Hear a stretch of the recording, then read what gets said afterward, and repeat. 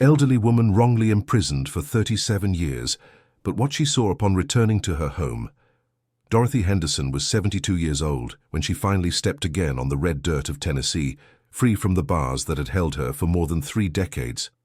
Her hands trembled as she held the small bag, with the only belongings she had left, and her tired eyes searched desperately for something familiar in the landscape she once knew as home. The news of her release had arrived abruptly, when a young lawyer appeared at the penitentiary with documents proving her innocence in the robbery she had never committed. But now, walking down the dirt road that led to her old property, Dorothy felt her heart beating stronger and stronger, anticipating the reunion with the house where she had raised her children and lived the best years of her life. What her eyes saw when she finally reached the spot almost made her faint. The house that was once her family's pride was completely destroyed, with the roof collapsed, walls cracked, and window frames without glass swinging in the wind. The yard where her chickens used to scratch was overgrown with tall weeds, and the well her late husband had dug with his own hands was clogged and abandoned. Dorothy approached slowly, as if walking towards a ghost. Her weak legs could barely support her as she observed the wreckage of what was once her refuge. The porch where she used to sit to peel potatoes and chat with the neighbors was partially knocked down, and pieces of rotten wood were scattered on the ground like the bones of a skeleton. "My Lord in heaven," she murmured, bringing her hand to her chest. "What have they done to my house?" That's when she heard footsteps behind her. She turned and saw a woman of about 60 approaching hesitantly, with an expression of surprise and embarrassment on her face. It was Margaret, her old neighbor, who lived on the next property over. "Mrs. Dorothy?" asked Margaret, incredulous. You came back?" "Margaret, my dear," exclaimed Dorothy, feeling a mixture of joy and pain upon seeing the familiar face. "What happened here? What have they done to my house?" Margaret lowered her eyes, clearly uncomfortable. She nervously played with the hem of her apron while choosing her words. "Mrs. Dorothy, you need to sit down. There's a lot I need to tell you." They headed to a large stone under the old mango tree, the only thing that remained intact on the property. Dorothy sat down with difficulty, feeling the weight of her 72 years and the decades of suffering. "Tell me everything, Margaret. I need to know what happened here." Margaret took a deep breath before beginning. After they took you, your nephew Vernon showed up here. He said he was going to take care of everything, that the family had asked him to look after your assets." "Vernon?" Dorothy's eyes widened. "But he never cared for this house. He only showed up here when he needed to borrow money." "That's right, Mrs. Dorothy. At first he fixed up the house, painted it, repaired some things, but then things started to change." Margaret paused, observing the pained expression on her friend's face. "He started selling things. First it was the cattle, then the coffee crop. He said he needed money to pay the property's back taxes." Dorothy felt the world spinning around her. Everything she and her husband had fought for, everything they had built with so much sacrifice, had been sold by someone who had no right to those assets. "And the house?" she asked, her voice choked. "How did the house get to this state?" Margaret hesitated again. "Mrs. Dorothy, I have to tell you something that will upset you very much.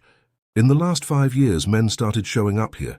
Men I had never seen before. They came at night and they broke things." "What do you mean they broke things?" "They broke the windows, tore off the roof tiles, made holes in the walls. At first I called them out on it, but they said they had Vernon's authorization." Dorothy stood up abruptly, feeling a rage she hadn't felt in years. "Authorization for what?" "Mrs. Dorothy, I think they wanted the house to stay like that, destroyed, as if no one had ever lived here." Margaret's words echoed in Dorothy's mind like hammer blows. It wasn't enough to have lost 37 years of her life for a crime she didn't commit. Now she discovered she had also lost everything she owned in the world. "There's more, Mrs. Dorothy," continued Margaret, seeing that her friend was managing to process the information. "Vernon sold half the land to a mining company. They said they found precious stones underneath here." "He sold what?" shouted Dorothy, making birds fly from the mango tree. "I have the documents at home. I kept everything I could. He made me sign as a witness, but I didn't really understand what I was signing at the time." Dorothy began to pace back and forth, trying to organize her thoughts. Her mind worked quickly, connecting the information she had just received. "Margaret, you said they found precious stones here. When was that?" "About 3 years ago. The men from the company came with some big machines and dug some holes over by the spring. They found some stones that sparkled. They said they were worth a lot of money." "And how much did Vernon get for this land?" Margaret lowered her voice even further. "Mrs. Dorothy, this is what upsets me the most. He sold it for a pittance, $15,000 for 2 hectares. Anyone who knows land knows that's not even worth a tenth of what it should be." Dear listener, if you're enjoying the story, please take a moment to like and especially subscribe to the channel. It really helps us, who are just starting out. Now continuing. Dorothy's blood boiled in her veins. $15,000 was what she earned in a year of hard work before she was imprisoned. If there really were precious stones there, that land was worth at least 100 times more. "And where is Vernon now?" she asked, trying to keep her voice controlled. "He lives in town, bought a new house downtown. Word is he got rich because he invested the family inheritance money well." "Inheritance? What inheritance? I'm not dead, Margaret." "I know, Mrs. Dorothy. I always knew you hadn't done any of those things they said.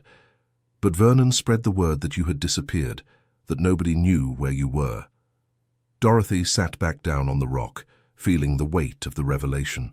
All those years in prison, she had consoled herself by thinking that at least her house was there waiting for her, that when she got out, she would have a place to return to rebuild her life. "Margaret, I need your help," she said, holding her neighbor's hands. "Can you let me sleep at your house tonight? Tomorrow I need to go find a lawyer." "Of course, Mrs. Dorothy. You can stay as long as you need, but I have to warn you. Vernon is not going to like it one bit when he finds out you're back." "Why wouldn't he like it?" Margaret looked around as if afraid someone might be listening. "Because 2 weeks ago he brought some papers here, trying to convince me to sign something as a witness. He said it was to finalize the sale of all your property. He said he'd found a buyer for the entire plot." "The entire plot?" Dorothy stood up again, pacing nervously. "But if I'm not dead, if I didn't disappear, how can he sell my land?" "He said he got a court order, that after so long without any news from you, the court declared you a presumed dead person."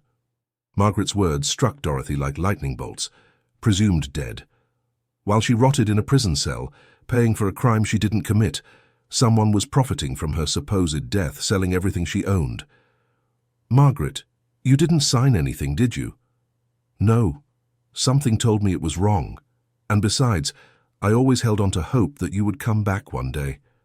Dorothy hugged her friend with tears in her eyes. It was comforting to know that at least one person had believed in her all these years. "Let's go to your house," said Dorothy.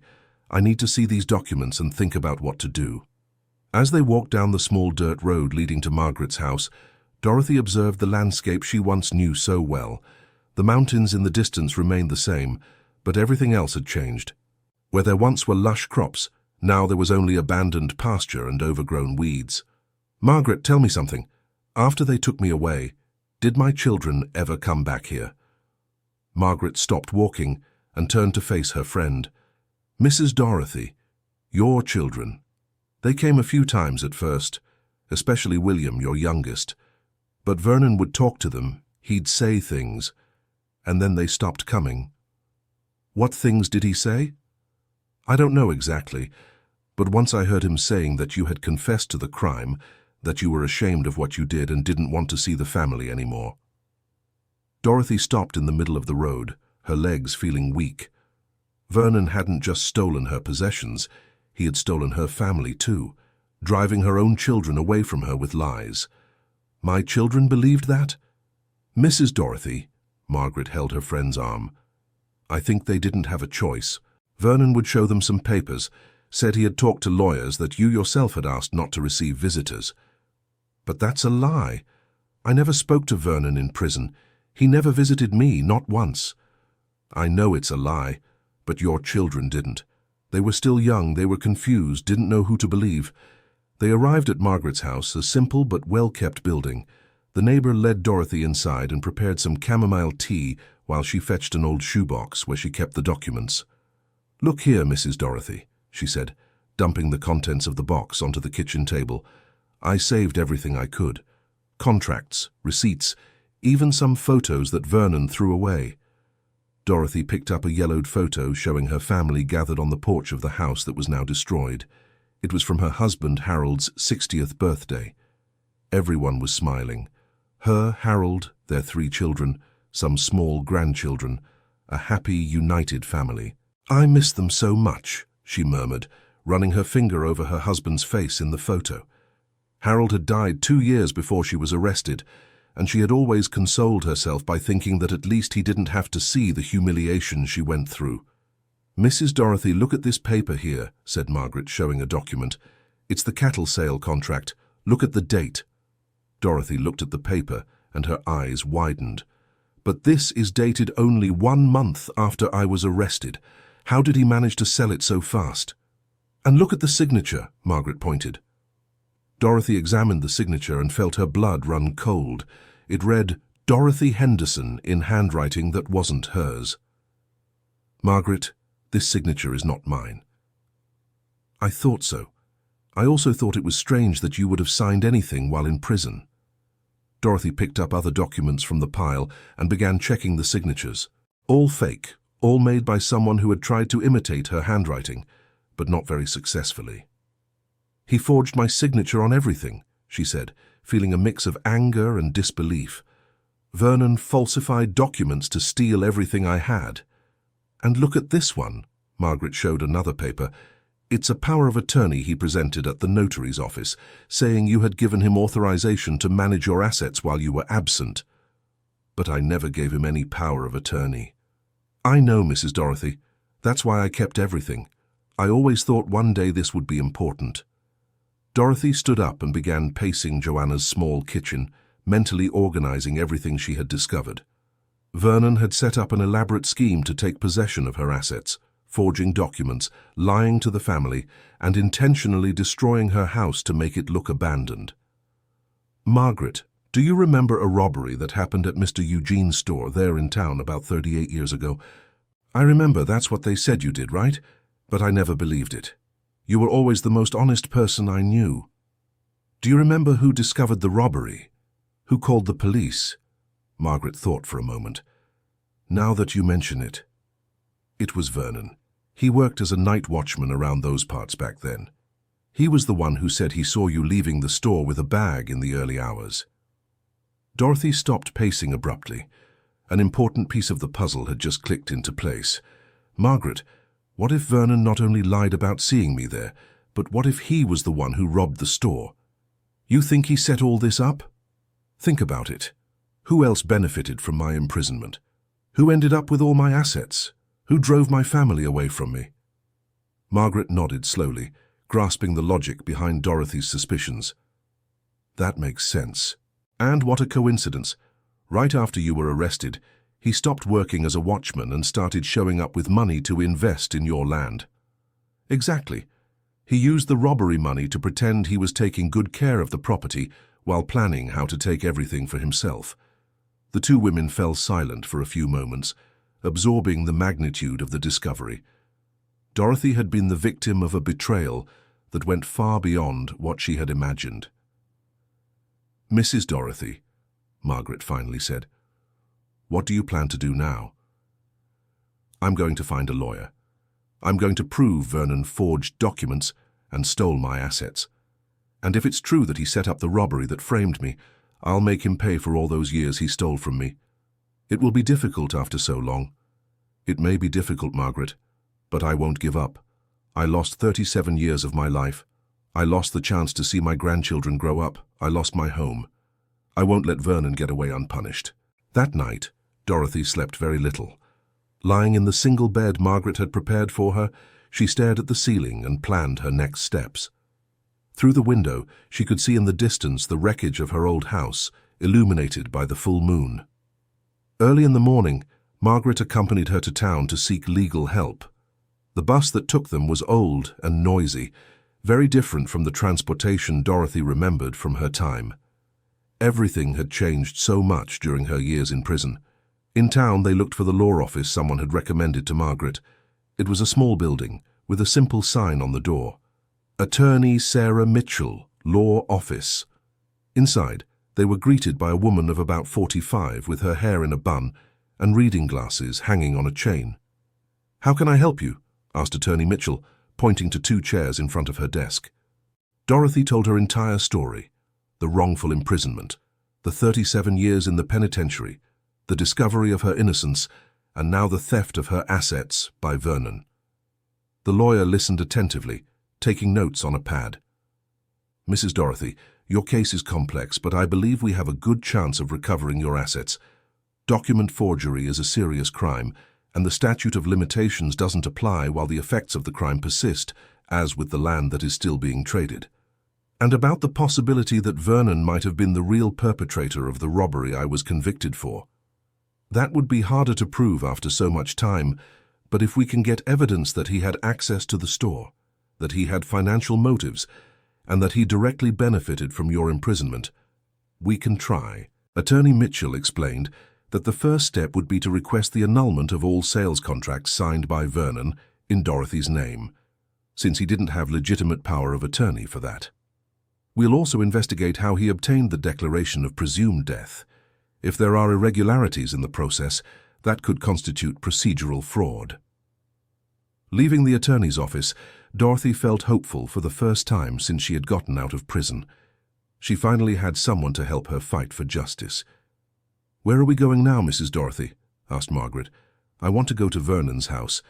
I need to look him in the eye and tell him I'm back." They walked through the streets of the small town until they reached the central neighborhood, where the house Vernon had bought was located. It was a new 2-story construction, with a well-kept garden and a new car in the garage. Very different from the simple life he used to lead. Dorothy knocked on the door with determination. After a few seconds, they heard footsteps approaching. The door opened and a man of about 50 with a belly and well-dressed appeared. When he saw Dorothy, his face turned pale as a sheet. Aunt Dorothy?" stammered Vernon, clearly in shock. "Hello, Vernon," she said firmly. "May I come in? We need to talk. I don't understand how you... I thought that I had died? That you were going to keep everything that was mine forever?"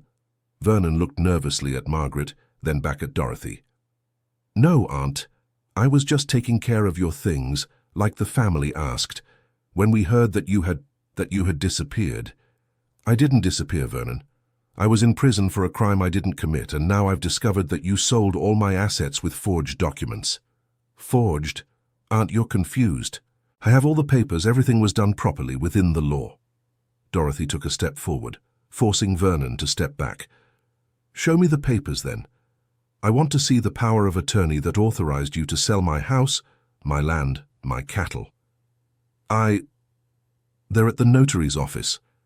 I can get them later." "No need to get them. I already know you forged my signature. Margaret kept copies of everything." Vernon's face grew even paler.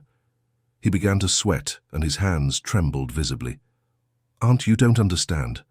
I spent a lot of money taking care of your property.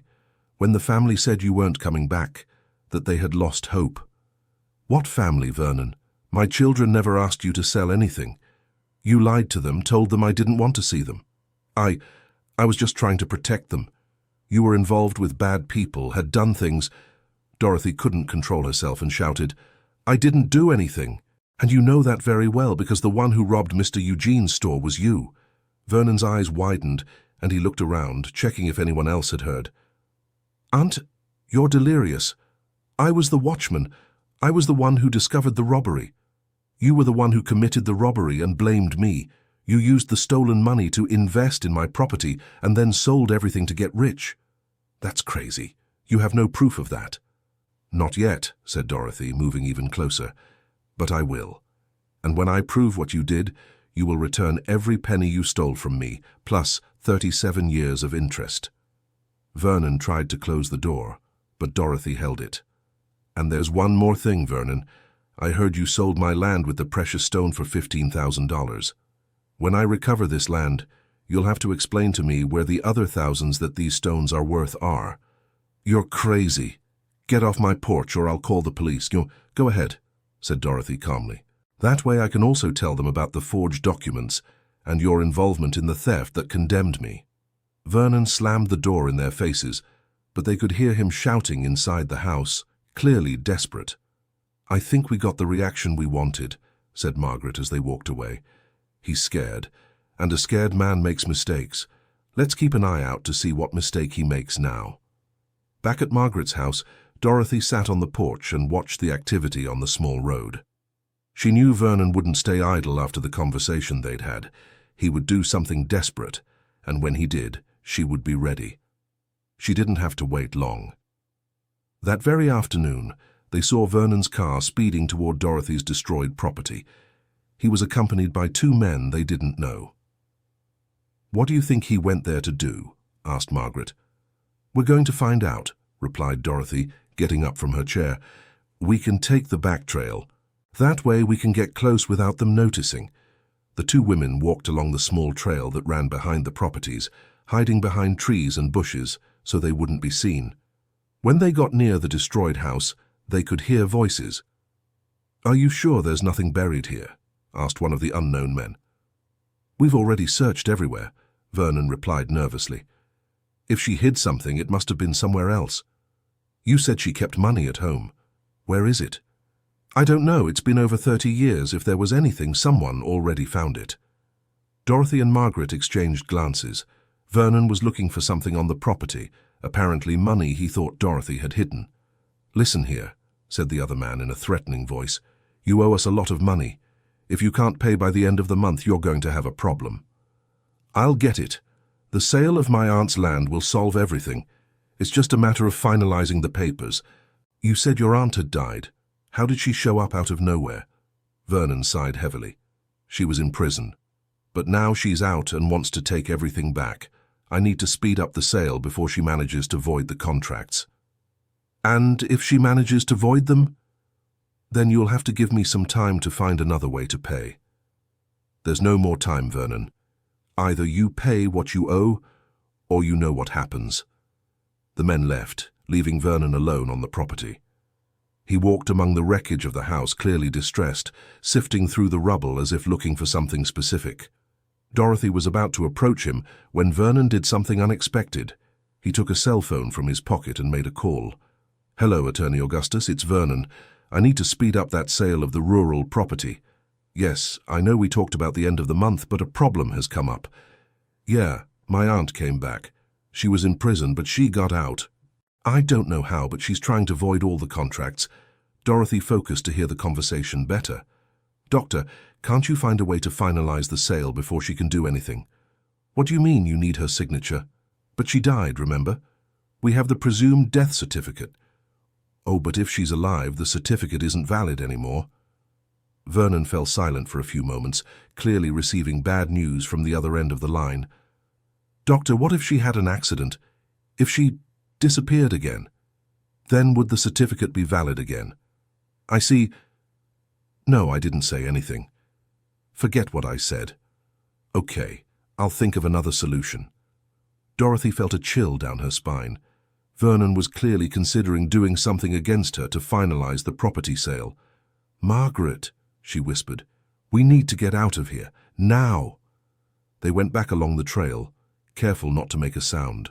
Only when they reached Margaret's house did Dorothy tell her what she had overheard. "Mrs. Dorothy, I think you're in danger. Vernon is desperate." "I know. That's why we're going to the police right now. I can't wait until tomorrow." At the town police station, they were assisted by a young detective who listened to the story attentively but seemed skeptical. "Ma'am, I understand your concern, but the gentleman didn't explicitly say he was going to harm you. He could claim he was speaking hypothetically. But detective, he owes money to loan sharks. He's desperate.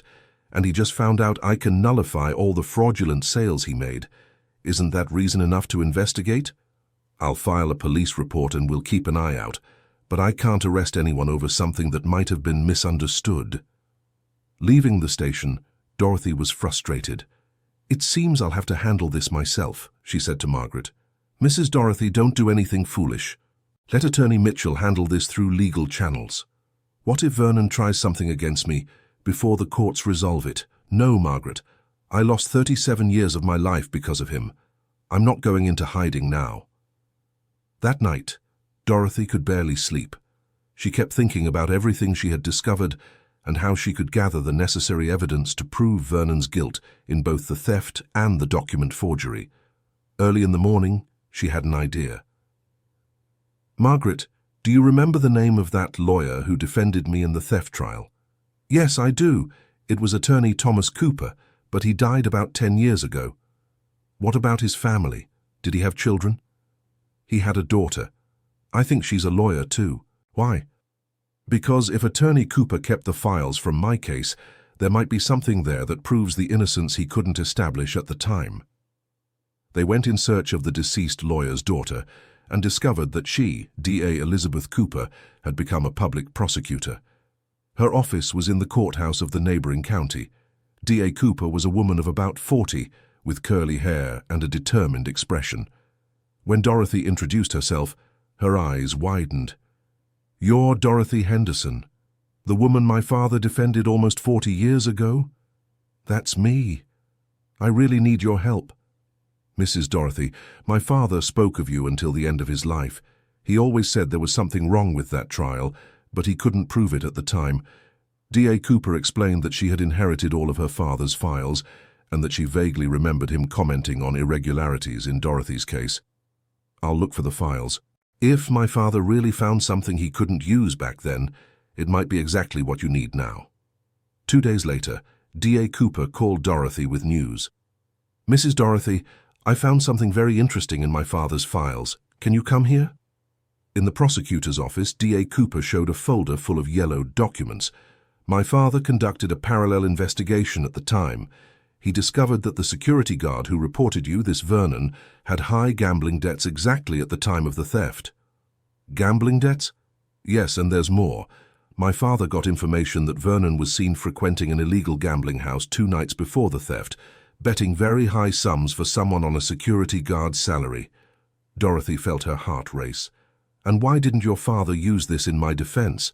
"Because the information came from a source who refused to identify themselves formally. Without a witness willing to testify, it had no legal value." "But look at this note he made."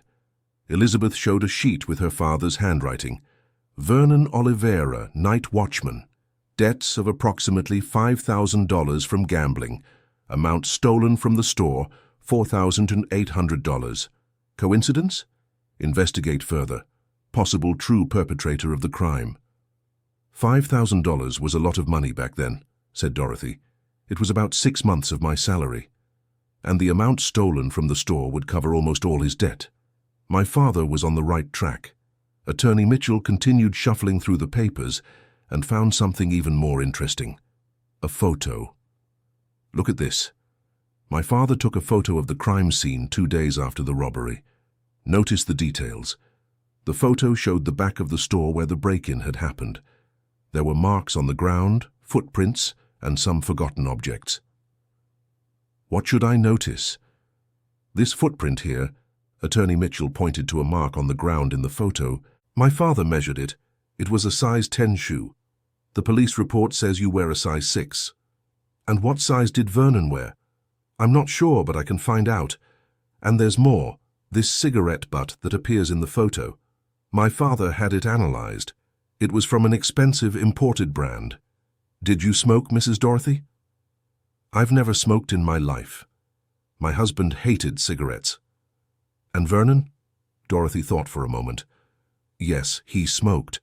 And he always had expensive cigarettes, even though he earned little. He said an uncle from New York brought them for him." "Perfect. We have footprints of the wrong size and a cigarette butt from a brand you didn't smoke. That, along with his debts, paints a very clear picture. Dear listener, if you're enjoying the story, please take a moment to like and especially subscribe to the channel. It really helps us who are just starting out. Now, continuing. Attorney Mitchell was clearly excited about the possibility of finally solving a case her father couldn't finish. "Mrs. Dorothy, I will use my position as a prosecutor to officially reopen the investigation into this crime. With the evidence we have now, plus the recent crimes of document forgery, we can secure a full conviction. And my land? What about the fraudulent sales issue?" I will request an injunction to immediately suspend any transaction involving your property. I will also investigate how Vernon obtained the presumed death certificate so easily. Leaving the prosecutor's office, Dorothy felt renewed. She finally had competent people working in her favor. "Mrs. Dorothy," said Margaret as they headed home, "do you think Vernon will stay quiet when he finds out about the investigation?" "I'm sure he won't. That's why I need to be careful. A desperate man is capable of anything." They hadn't even reached Margaret's house when they saw Vernon's car parked in front of the property. He was accompanied by the same two men as before, and they all seemed agitated. "I think it's better we don't go home now," said Dorothy. "Let's wait for them to leave." They hid behind some trees and watched. Vernon was gesturing a lot, clearly explaining something to the other two. After a few minutes, the men got in the car and left, but Vernon stayed. He went to the door of Margaret's house and started pounding hard. "Aunt Dorothy, I know you're in there. I need to talk to you." When there was no answer, he kept pounding and shouting. "Auntie, you don't understand the seriousness of the situation. There are dangerous people involved in this now. If you don't help me fix it, you could end up getting hurt." Dorothy was about to come out of hiding when Vernon did something unexpected. He took a can of fuel from the car and started pouring it around Margaret's house. "If you don't want to talk, then you'll have to talk," he shouted, lighting a lighter. Dorothy ran out from her hiding place. "Stop, Vernon, I'm here." "You don't need to do that." He turned, seeing her approach. "Finally, Auntie, you need to sign these papers," he said, pulling some documents from his pocket. "It's just some formalities to finalize the sale of the land." "What formalities? I'm not signing anything that takes away my right to my own land." "Auntie, you don't understand. I owe a lot of money to dangerous people. If I don't pay by next week, they'll kill me. And they might hurt you too." Dorothy came closer, trying to stay calm. "Vernon, put that lighter away. Let's talk like civilized people." "There's no more time for talking, Auntie. The situation is out of control. These men I got involved with are no joke." "And who are these men?" "They're loan sharks. I borrowed money from them 2 years ago, thinking I could pay it back quickly with the sale of your land. But then the mining company discovered the gemstones were worth much more than they thought, and they want to renegotiate the price." Dorothy began to understand the situation. Vernon had gotten into debt with loan sharks, counting on the money from the sale of her land. But now that she had returned and was contesting the sales, he had no way to pay. "How much do you owe them?" $200,000. Dorothy almost fainted. It was an absurd amount for her, who had never seen so much money in her life. "And how did you think you could pay that with the $15,000 from the land sale?" "Auntie, I didn't sell it for $15,000. I sold it for $50,000, but I hid the rest so I wouldn't have to share it with anyone. Vernon, even $50,000 isn't enough to pay $200,000. "I know. That's why I need to finalize the sale of the entire property. The mining company offered $1.5 million for the whole area, now that they know the true value of the stones." Dorothy was in shock. Her property was worth $1.5 million, and Vernon was trying to sell it to pay off gambling debts. $1.5 million, she asked, trying to process the information. "Yes, Auntie. That's why I need you to sign these papers. I'll pay my debt, keep a portion, and leave the rest for you. Everybody wins." "How much were you thinking of leaving for me from my own land?" Vernon hesitated. $100,000. It's more money than you could spend in the rest of your life." Dorothy felt a rage she hadn't felt in years. "You want to give me $100,000 out of $1.5 million that is mine? Do you think I'm an idiot?" "Auntie, you don't understand. If I don't pay this debt, they'll kill us. All this money won't be any good if we're dead. And you think by solving your problems with my land, you won't get into other debts later. You're addicted to gambling, Vernon." "I'll stop gambling, I swear to God." "Just like you swore you were taking good care of my property while you were stealing from me?" Vernon moved the lighter closer to the spilled fuel. "Auntie, I don't want to hurt anyone, but if you don't help me, I won't have a choice." That's when they heard sirens in the distance. Margaret had managed to reach a neighbor's house and called the police. "What did you do?" shouted Vernon, seeing the police cars approaching. "I didn't do anything," replied Dorothy. "But if you have any sense, you'll throw that lighter away and turn yourself in. I can't turn myself in. If they arrest me, the loan sharks will think I ratted them out to the police. They'll kill my whole family." The police officers stopped their cars at a safe distance and began to approach slowly, seeing that Vernon had fuel and a fire source. "Sir, drop the lighter and step away from the woman," shouted one of the officers. "No, first she needs to sign the papers." "Vernon," said Dorothy in a calm voice, "you've already lost. The district attorney is investigating all your crimes. There's evidence that you forged my signature and even that you were the one who committed the robbery that put me in prison. Turning yourself in now can only improve your situation." "What evidence? What is this story?" "The lawyer who defended me discovered your gambling debts at the time of the robbery, discovered that the footprints at the scene were from your shoe size, not mine, discovered that the cigarette butt was from a brand you smoked, not me." Vernon's face grew increasingly pale as Dorothy spoke. "And there's more. Attorney Thomas Cooper noted everything down, kept all the evidence. His daughter is now a district attorney and reopened the case. It's only a matter of time before they prove you framed me." "That's a lie. There is no evidence." "Then why are you so nervous? If you did nothing wrong, why don't you put down that lighter and talk to the police?" Vernon looked around, seeing he was surrounded by police officers. His hands trembled and sweat ran down his face. "Aunt, if I'm arrested, they'll kill my wife and my children. These loan sharks don't forgive." For the first time since she had found him again, Dorothy felt a little pity for her nephew. As much as he had destroyed her life, she could see the genuine desperation in his eyes.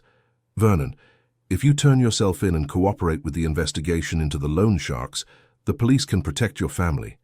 But if you continue with this madness, you'll end up arrested anyway. Only then no one will be able to help you." You really think the police can protect my family?" "I'm sure. And if you return everything you stole from me and admit your crimes, I'll ask the judge to consider that you cooperated with the justice system." Vernon fell silent for a few long seconds, weighing his options. Finally, he threw the lighter away and raised his hands. "I surrender, but I want protection for my family." The police officers quickly approached and handcuffed him. As they led him away, Vernon shouted to Dorothy, "Aunt, I'm sorry. I just wanted a better life. I never wanted it to last this long." Dorothy stood still in the middle of the road, watching the police car drive away. It was hard to process everything that had happened in the last few days. Margaret came running up. "Mrs. Dorothy, are you all right? When I saw him with the fuel, I thought that—" "I'm fine, my dear. Tired, but fine. And now, what will happen? Now we will start to rebuild. My house, my life, my family." In the following days, things moved quickly. D.A. Cooper obtained the injunction suspending all sales of Dorothy's property. Vernon, in exchange for protection for his family, confessed to all the crimes: the document forgery, the robbery from 37 years ago, and the scheme to take over the land. The mining company, upon learning the true owner was back, sought out Dorothy to make a legal offer. They offered not only to buy the area with the precious stones at the real market value, but also to pay compensation for the years of irregular extraction. "Mrs. Dorothy," said the company representative, "we know you could sue us for having bought land from someone who wasn't the legitimate owner. We want to make a fair agreement." The mining company's proposal was generous: $2 million for the purchase of the area with the precious stones, plus $500,000 in compensation for the years of unauthorized extraction. "And my house?" asked Dorothy. "My family land?" "You can keep the rest of the property. We only need the area where the stones are, which is over there by the spring. The house and the yard where it sits remain yours." Dorothy accepted the proposal. With $2.5 million, she could rebuild her house, her life, and even help other people who had gone through similar situations. But the biggest surprise was yet to come. A week later, as the reconstruction work on the house began, a man around 45 years old appeared on the property. Dorothy was supervising the bricklayers when he approached hesitantly. "Excuse me, are you Mrs. Dorothy Henderson?" "Yes, I am. How can I help you?" The man hesitated, looking nervously at the ground. "My name is William Henderson. I am your son." Dorothy dropped the houseplan she was holding. She couldn't believe what she was seeing. "William? My William?" "Yes, Mother. It's me." She ran to embrace the son she hadn't seen in 37 years. Both wept profusely. "My son, my dear son, how did you find me? Why did you never visit me in prison?" William stepped back a little to look at his mother's face. "Mother, I tried to visit you many times at first, but Vernon would show me papers saying you didn't want to see the family, that you were ashamed of what you did. But that was never true, William. I never spoke to Vernon in prison. I know that now.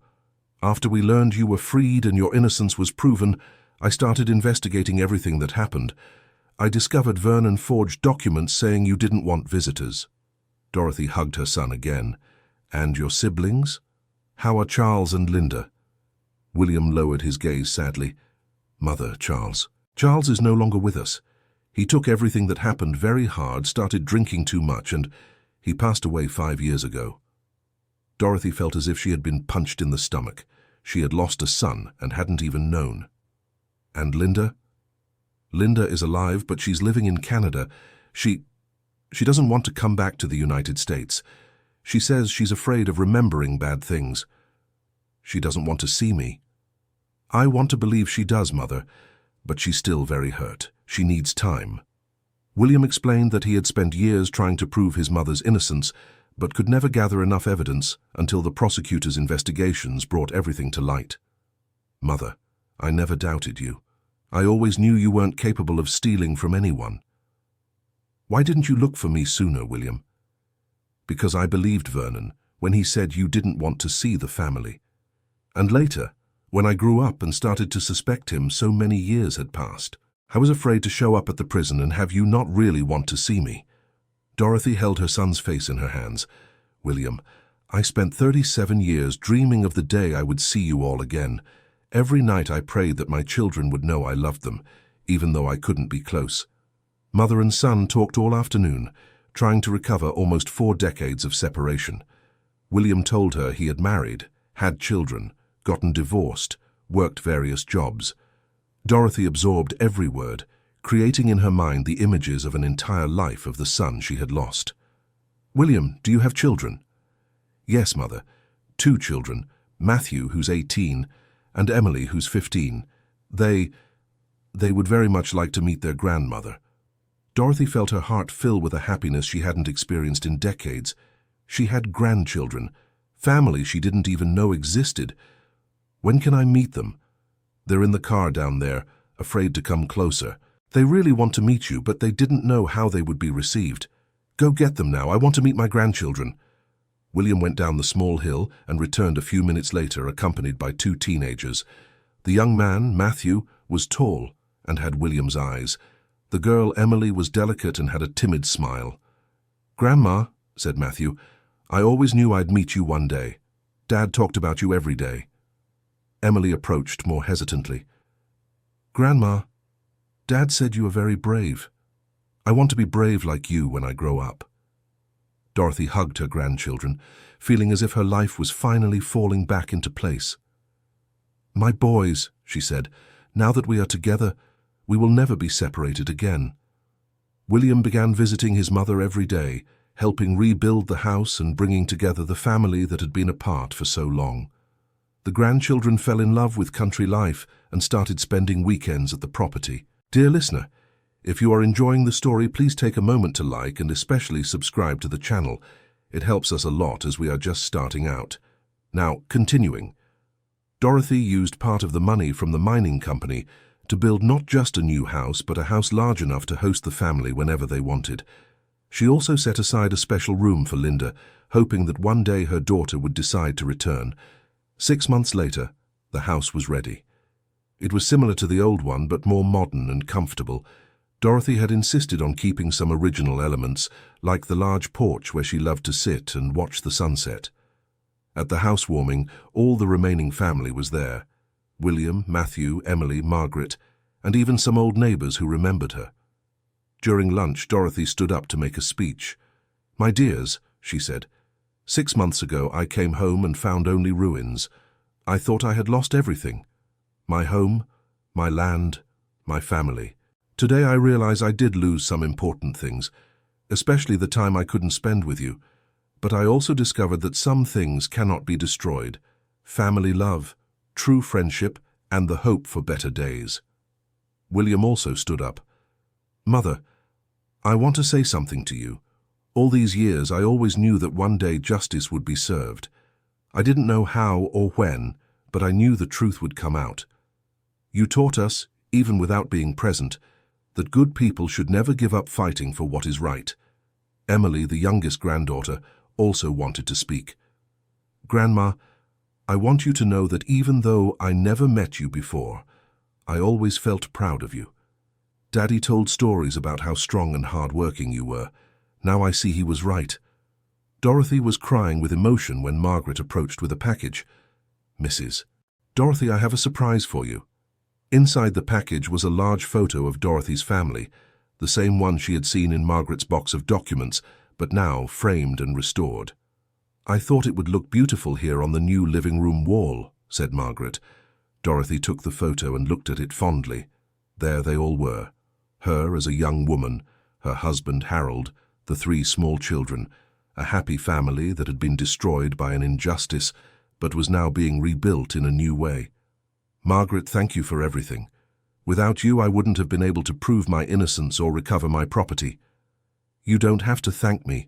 All these years, taking care of your things and safeguarding your memories was my way of keeping alive the hope that you would one day return." That night, after everyone had left, Dorothy sat alone on the new porch, watching the stars. She thought about everything she had been through: 37 years of unjust imprisonment, the discovery of Vernon's crimes, the recovery of her assets, the reunion with her son, and meeting her grandchildren. At 72, she was beginning a new life. She had enough money to live comfortably, a new house, and most importantly, she had family again. But she knew something was still missing to complete her sense of justice, to do something to help other people who might be suffering similar injustices.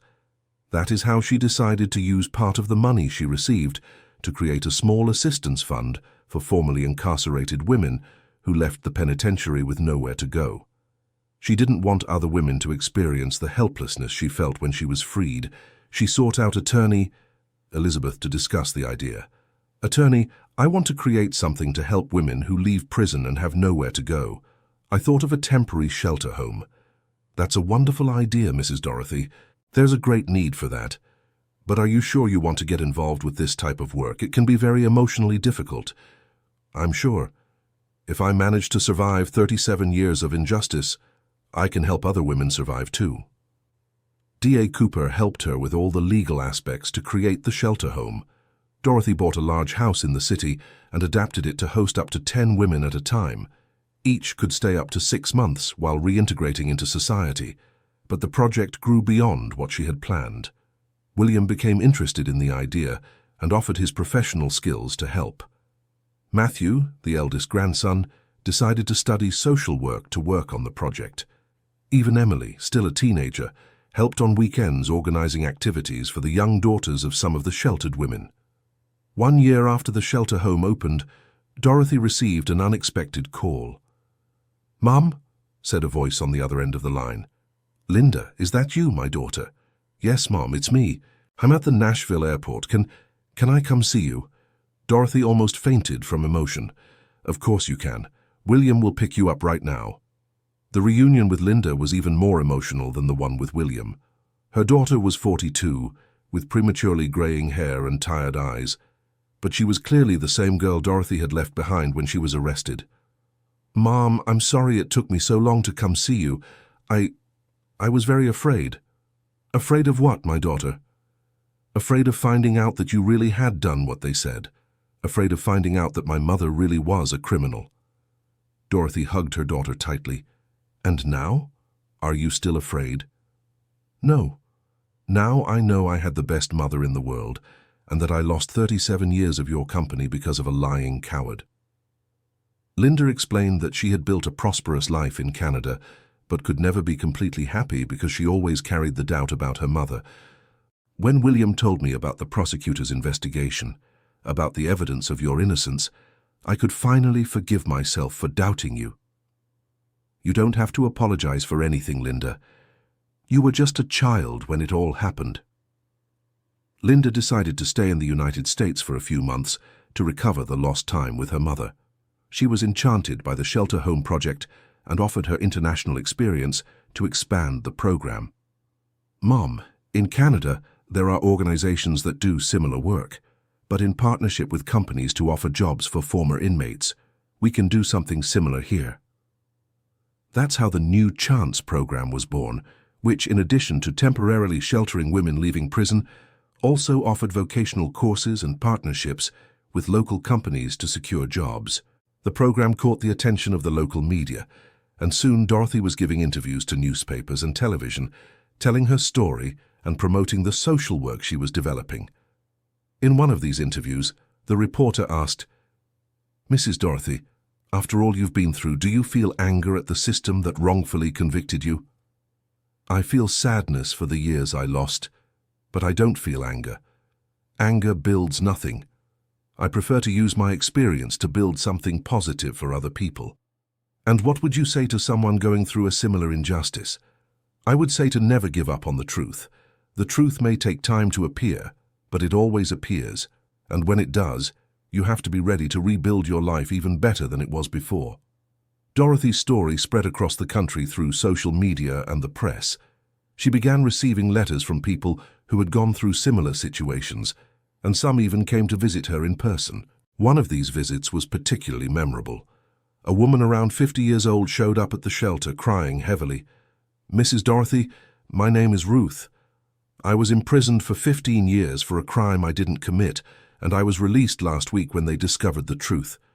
I have nowhere to go, no family, I have nothing. I saw your interview on television and I thought maybe you could help me." Dorothy embraced her immediately. "Of course I can help. Welcome to your new temporary home. Here you will have time to reorganize and plan your new life." Ruth became one of the program's assistants, helping other women who arrived in the same situation as her. Her story inspired Dorothy to expand the project even further. "Linda," Dorothy said to her daughter, "I have an idea. What if we created a national network of homes like this one? Each state could have at least one." "Mom, that would be incredible, but it would require a lot of money and organization." "I have the money from the mining company, and we have competent people willing to help. I think we can do it." That's how the Dorothy Henderson Institute was born, an organization aimed at creating shelters and reintegration homes for formerly incarcerated women across the United States. The first unit outside Tennessee was opened in New York, then in Los Angeles, and so on. 3 years after leaving prison, Dorothy was nationally recognized as one of the leading activists for the rights of formerly incarcerated people in the country. She had received several honors, been invited to speak at universities, and even participated in public hearings in Congress to discuss reforms in the prison system. But for her, the greatest achievement was still personal. On her desk, she kept the photo of her reconstituted family. It was a new photo, taken the previous Christmas, showing her in the center, surrounded by William, Linda, the grandchildren, some of the women from the shelter, whom she already considered adoptive daughters, and Margaret, who remained her best friend and main collaborator. One Sunday afternoon, she was sitting on her porch preparing a speech she would give the following week at a human rights conference, when Emily, her granddaughter, approached. "Grandma, can I ask you something?" "Of course, my dear." "Don't you feel any anger at all, not even a little? You lost so many years of your life because of a lie." Dorothy smiled and pulled her granddaughter to sit beside her. "Emily, for a long time in prison I did feel anger. Anger at Vernon, anger at the system, anger at the whole world. But you know what I discovered?" "What?" "I discovered that anger hurts the person who feels it more than the person it's aimed at. Vernon didn't suffer from my anger. I was the one who suffered. So I decided to trade anger for determination." "Determination for what?" "Determination to, when I got out of prison, build a better life than I had before. And look where we are. We have a united family, a beautiful home, work that helps many people, and most importantly, we have peace of mind." Emily was thoughtful for a few moments. "Grandma, when I grow up, I want to be like you. I want to help people too." "You are already helping, my dear. Every time you come here and play with the children from the shelter, you are spreading joy to those who need it most." That night, Dorothy was lying in her bed, looking out the window that overlooked her property. She could see the area where the destroyed house once stood and where there was now a beautiful garden. Further ahead, she saw the lights of the shelter, where 10 women slept peacefully, knowing they had a safe place to rebuild their lives. She thought of Vernon, who was serving an 8-year prison sentence. He had lost everything: the house, the car, the family that distanced themselves after discovering his crimes. Every now and then, she would receive news about him through the prosecutor, D.A. Cooper. She learned he was participating in rehabilitation programs in prison and had genuinely regretted his actions. Dorothy had even written a letter to him, forgiving him and saying she hoped he would leave prison a better person. Because if there was one thing she had learned over all these years, it was that holding a grudge doesn't help anyone grow. 5 years had passed since his release. Dorothy was now 77 years old and was known across the country. The institute she had founded already had units in 15 states and had helped over 1,000 women reintegrate into society after prison. One Saturday morning, she was in her office at the shelter, reviewing reports from the last few months, when Ruth entered excitedly. "Mrs. Dorothy, I have incredible news. Tell me, Ruth." "Oh, do you remember Rebecca, who left here 6 months ago? Of course, the girl who was in prison for 10 years for trafficking, but who was really just in the wrong place at the wrong time. She called yesterday. She got a permanent job at a big company in New York, rented an apartment, and wants to bring her daughter back to live with her." Dorothy smiled with tears in her eyes. Stories like Rebecca's were the reason she woke up every day wanting to work. "And there's more," Ruth continued. "She wants to make a donation to the Institute. She said when she's in a better position, she wants to help other women, like we helped her." What joy! That's what I love to hear most. People who were helped and now want to help others. That afternoon, William showed up at the house with special news. "Mom, I have something to tell you." "What is it, son?" "Linda has decided to come back to the United States for good. She wants to move here and work with us at the Institute." "Really? She's going to leave the life she built in Canada?" "She said she built a prosperous life there, but never found purpose like she found working here with you these last few months." "And her job there?" "She'll keep working for the same company, but remotely. And on weekends and vacations, she'll dedicate herself fully to the Institute." Dorothy was moved. Having both her children living near her again was something she hadn't even imagined in her most optimistic dreams. "William, you know what I'm thinking? I think I can retire soon." "How so, Mom? You're 77 and have more energy than 30-year-olds. Not retire from work, but from leadership. You already know how to run the Institute better than I do. I can become just an advisor and enjoy more time with you and my grandchildren. Mom, if that's what you want, we support you. But know that you were the one who created all of this. Without your strength and determination, none of this would exist." That night, during the family dinner at the new house, Dorothy looked around the table and saw William and Linda talking animatedly about plans for the Institute, Matthew telling about his social work studies, and Emily asking smart questions about how to better help people. "Family," she said, lightly tapping her glass with a spoon to get their attention. "I want to say something important." Everyone stopped talking and looked at her. "When I left prison 5 years ago, I thought I was too old to start a new life. I thought that at 72, the most I could hope for was a quiet little corner to wait for the end of my days." "Mom," Linda began to say. "Let me finish." Dorothy smiled. "What I discovered was that it's never too late to start over. These 5 years have been the best of my entire life. Better than the years of my youth, better than the years raising you when you were little. Because these were the years when I could do something truly meaningful. Bring my family together again, and help hundreds of other families rebuild as well." William stood up and hugged his mother. "Mom, you are our hero, our inspiration." "You are my inspiration," she replied. "To see how you grew up despite everything you went through, to see how you became good and caring people. That's what gives me the energy to keep going." Matthew, the oldest grandson, also stood up. "Grandma, I want to say something. My college friends think it's amazing that my grandmother is known across the country for helping people. They say they want to be like you when they get old." Emily laughed. "Grandma, At my school, when there's a presentation about important people in the United States, half the class wants to talk about you." Dorothy turned red with embarrassment and pleasure. "Oh, my dears, you're going to make me vain." "Not vain, Mom," said Linda. "Proud. You have the right to be proud of everything you've achieved." After dinner, everyone went to the porch to look at the starry sky. It was a tradition Dorothy had started. Every family gathering ended with everyone together on the porch, talking about life and making plans for the future. "Grandma," said Emily, "can I ask a personal question?" "Of course, my dear." "Do you miss Grandpa Harold?" Dorothy looked at the sky for a few moments before answering. "I miss him every day. But you know what I think? I think he would be proud to see our family reunited and to see the good we're doing for other people. Do you think he would approve of what we did with the property, with the new house?" "I'm sure he would. Your grandfather always said a house only has value if it's full of love and laughter. And look at our house now.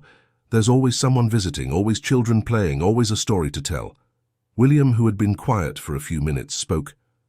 "Mum, can I make a suggestion?" "Of course." "How about we write your memoirs? Your story needs to be preserved to inspire others." "Oh, my son, who would want to read about the life of a 77-year-old woman?" "Mom," laughed Linda, "you are nationally known. Your story has already inspired hundreds of people. Imagine how many more it could inspire if told in a book." "And I can help write it," offered Matthew. "It's my senior thesis, biographies of people who overcame social injustices." Dorothy became thoughtful. "If you think it can help other people, then let's do it. But only if you promise to tell the truth. The difficult moments too, not just the beautiful ones." "We promise," they all said in unison. 1 year later, the book, It's Never Too Late to Start Over. The story of Dorothy Henderson was launched across the country. On launch day, at the main bookstore in Nashville, there was a line of over 200 people waiting to get a signed copy. Dorothy was nervous. She had never imagined she would attract so much interest. "Mrs. Dorothy," said a woman about 60 years old in line, "my name is Gloria. My daughter has been in prison for 3 years for a crime she didn't commit. Your story gave me hope that one day justice will be served." "Never give up," replied Dorothy, holding the woman's hands. "The truth always finds a way to come out." A young man approached next. "Ms. Dorothy, I'm an investigative journalist. Your case inspired me to start a series of reports on judicial errors in the United States. I've already managed to reopen 2 cases of possibly innocent people." What a joy to hear that. "Keep up that work. It's very important." The whole afternoon was like that. People telling how Dorothy's story had impacted their lives, had given them courage to face injustices or to help other people. At the end of the day, as the bookstore was closing, a young woman of about 25 timidly approached. "Mrs. Dorothy, I know you're tired, but I need to speak with you." "Of course, my dear. What is it?" "My name is Karen. I got out of prison 2 months ago. I was locked up for 3 years, also unjustly. When I got out, I had nowhere to go. I didn't know about your work. I ended up back on the streets, thinking about doing wrong things again, just to have something to eat." Dorothy immediately became alert. "And what happened?" "Then someone gave me your book to read. When I finished, I caught a bus and came here. I want to try again. I want a chance to rebuild my life the right way." Dorothy hugged the young woman. "Karen, of course you'll have that chance. Tomorrow I'll take you to see our shelter. You'll have a place to stay, food, courses to take, and people to support you. You would do that for me? Even without knowing me?" "My dear, I would do that for anyone trying to rebuild their life honestly. And you know why? Because for 37 years I dreamed that someone would give me that chance when I got out of prison." Karen began to cry. "Mrs. Dorothy, you saved my life. If it weren't for your book, I would have done something wrong again and ended up back in jail. You saved your own life, Karen. You were the one who had the courage to come here and ask for help. I'm just going to help you find the path." William, who had witnessed the conversation, approached. "Karen, tomorrow morning we'll be waiting for you. My mother is right. Everyone deserves a second chance to do what's right." In the car, on the way home, Dorothy was thoughtful. "What are you thinking about, Mom?" asked Linda. "I'm thinking that maybe it's time to write a second book." "About what?" "About all the women we've helped so far. Their stories, their struggles, their achievements. Each one of them has a story as beautiful as mine. That's an excellent idea, Mom. And this time I want to help with the writing, too. 2 years later, Dorothy was 79 years old and had launched her second book, Stories of New Beginnings, Women Who Found Hope. The book told the stories of 30 women who had gone through the shelter and managed to rebuild their lives. Its success was even greater than the first. The book sales allowed the Institute to expand to every state in the country, and Dorothy became an international reference in the social reintegration of former inmates. But for her, the most special moment came on a Sunday morning as she was reading the newspaper on her porch. Emily, who was now 20 and in college, arrived accompanied by a young woman she didn't know. "Grandma, I want to introduce my classmate, Julia." "Nice to meet you, Julia," said Dorothy, standing to greet the young woman. "Mrs. Dorothy," said Julia nervously, "I wanted to thank you in person. My mother was one of the first women you helped 4 years ago. It was Rebecca." "Rebecca, of course I remember. How is she?" "She's doing great. She got a very good job, finished her studies, and now she's even dating a really nice man. She always says her life truly began when she met you." "What joy! And you, how are you?" "I'm in law school. I want to be a public defender to help people who go through unjust situations, like my mother did, like you did." Dorothy was moved. "Julia, how wonderful! Your mother must be over the moon." "She says I take after you," laughed Julia, "that I got this habit of wanting to help everyone." "It's not a habit, my dear. It's a purpose. And there's nothing better in the world than having a purpose to help other people." That afternoon, Dorothy was organizing some papers in her office when she found a letter she had written to herself 10 years earlier, during her final days in prison. In the letter, she described her dreams for when she would be freed. "I just want a simple little house to live in, a small piece of land to plant something, and the chance to see my children again. If I can get that, I'll already consider it worth having survived all these years." She laughed to herself, comparing the simple dreams in the letter with the reality she had built. She had a beautiful house, a large property, a close and expanded family, work that positively impacted the lives of hundreds of people, and even national recognition. But most of all, she had peace. Peace of conscience for knowing she had transformed her pain into strength to help other people. Peace of heart for knowing she had forgiven all those who had wronged her. And peace of spirit for knowing her life, even though it started late, had made a difference in the world. That evening, as the sun set over her property, Dorothy sat on her favorite porch and watched the activity around her. William was teaching his grandchildren how to care for the vegetable garden they had planted in the backyard. Linda was at the shelter house, talking with the women who lived there temporarily. Margaret, now 70 years old but still willing, was watering the garden that surrounded the new house. It was a picture of harmony and prosperity she had never imagined possible when she was in the cold cell of the penitentiary. Suddenly her phone rang. It was a call from Washington, D.C. "Mrs. Dorothy, this is the Office of Human Rights. Can you speak?" "Of course. How can I help?" "The President would like to invite you to receive a Medal of Honor for your services to human rights in the country. The ceremony would be next week at the White House." Dorothy was silent for a few seconds, processing the information. It's a great honor. Can I bring my family?" "Of course. You can bring up to 10 guests." When she hung up the phone, Dorothy began to cry. Not from sadness, but from an emotion so deep she couldn't explain it. She, who had been considered a criminal by the same country that now wanted to honor her. William came running, worried to see her crying. "Mom, what happened? Did you get some bad news?" "No, my son. I got the best possible news. The President wants to give me a medal for our work with the Institute." William shouted with joy and called the whole family. Within minutes, the porch was full of people celebrating the news. "Grandma," said Emily, "you deserve this and so much more. Imagine, a medal from the President." "The most important part isn't the medal," replied Dorothy. "It's the recognition that our work is truly making a difference in society." A week later, Dorothy was at the White House accompanied by William, Linda, the grandchildren, Margaret, Ruth, who had become her main assistant, D.A. Cooper, and some of the women who had been helped by the Institute, and managed to rebuild their lives. The president gave an emotional speech about the importance of people who transform personal tragedies into strength to help others. When it was time for Dorothy to speak, she approached the microphone with confidence. "Mr. President, authorities, family, friends," she began, "this medal is not just mine. It belongs to every woman who had the courage to restart her life after past mistakes. It belongs to every person who believes that every human being deserves a second chance. It belongs to every citizen who fights for a more just country."